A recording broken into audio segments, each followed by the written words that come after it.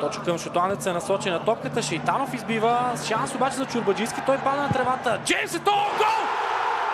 96-та минута. Четвърти удар на Джеймс Ето се превръща в попадение. И то вероятно в победно такова. В първия двубой на Александър Томаш като треньор на ЦСКА, Джеймс Ето беше от другата страна. Беше футболист на Ботев Пловдив, беше съперник на червените, а днес е техният герой. За 8-ми път футболист от пейката вкарва за Александър Томаш този сезон. 6 пъти в ЦСКА, 2 пъти в Спартак Варна. По всичко личи, че този гол, ако приемем, че остане победен. Прегръдка между Бай Добри и Томаш. А гол беше и много красив. Може ли да се намери нарушение срещу Димитър Шейтанов? На пръв поглед не. Няма и кой да пречи на видимостта на Шейтанов от гледна точка на потенциална засада, тъй като зад гърба на Шейтанов имаше поне 3 полеви футболисти на Септември София.